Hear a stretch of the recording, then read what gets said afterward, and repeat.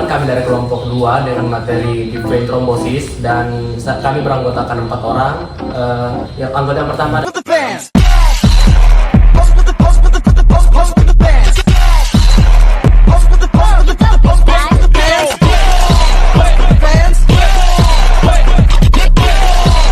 Selamat menyaksikan.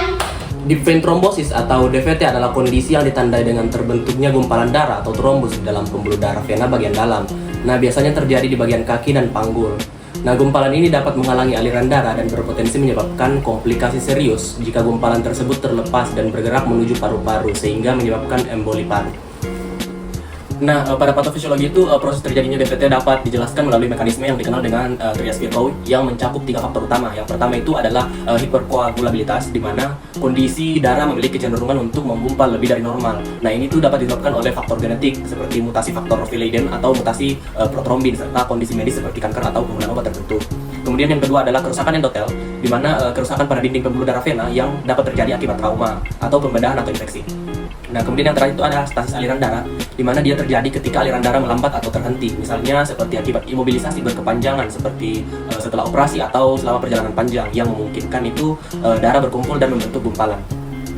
Baik, jadi tes yang pertama itu ada namanya Homansai, yaitu tujuannya untuk mengetahui adanya deep vein thrombosis. Nah, pertama-tama kita instruksikan pasien itu untuk tidur terlentang dengan kaki lurus. Lalu kita angkat salah satu kaki pasien sebesar 10 derajat. Lalu tangan kanan kita itu berada di kaki pasien untuk di dorsofleksi, yang satunya ada di bagian belakang betis. Lalu kita dorsofleksikan. Nah, interpretasinya kalau pasien merasakan nyeri pada bagian kalf, maka dia itu positif.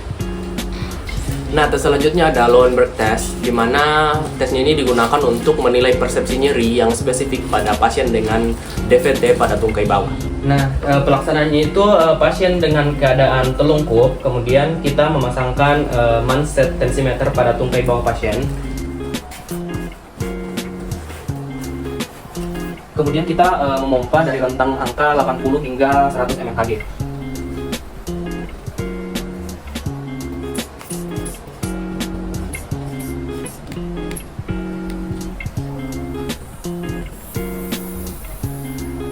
Nah, tesnya ini positif jika pada tekanan angka 80 hingga 100 tersebut pasien merasakan nyeri.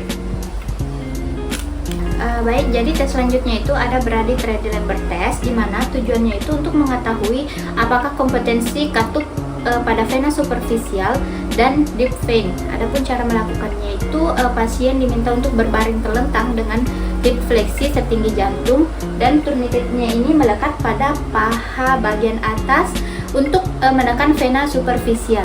Coba angkat kaki apa?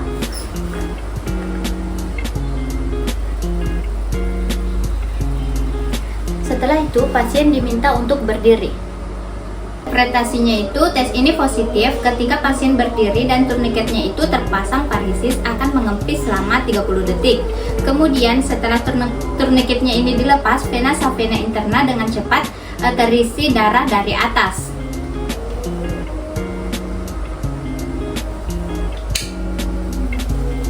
Ini itu menunjukkan katup vena savena superficial tidak kompeten, tetapi vena dalamnya itu kompeten. Tes selanjutnya yaitu Moses Sign Test, yang dimana bertujuan untuk mengidentifikasi deep vein thrombosis pada tungkai bawah yang melibatkan vena tibialis posterior. Untuk cara atau prosedur untuk melakukan tes ini, yang pertama, posisi pasien dalam posisi tengkurap, kemudian fleksi knee 90 derajat, kemudian kita menekan calfnya dan amati bahwa apakah ada tanda nyeri atau ketidaknyamanan saat melakukan tes ini. Nah, positif jika pasien merasakan nyeri yang memungkinkan terjadinya deep vein thrombosis. Tes selanjutnya adalah pretest test untuk mengetahui ataupun menilai ada tidaknya ofusi pada vena femoralis atau vena bagian dalam. Untuk prosedur melakukannya, yang pertama, posisi pasien dalam posisi terlentang, kemudian kita pasang turniken pada perbatasan antara area vena subvena interna dan vena femoralis.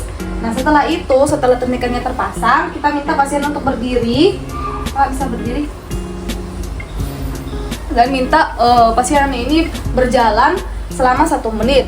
Tujuannya itu untuk otot kakinya itu berkontraksi sehingga bisa memompa vena-vena tersebut.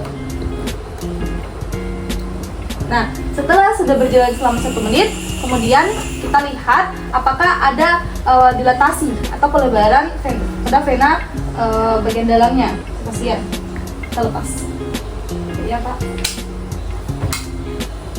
Tes ini positif jika terjadi dilatasi atau pelebaran pada vena tersebut. Baik, jadi tes selanjutnya itu ada tes swatch atau metode perfusi swatch. Nah, dia itu digunakan untuk menilai insufiensi katup di wilayah vena savena mayor.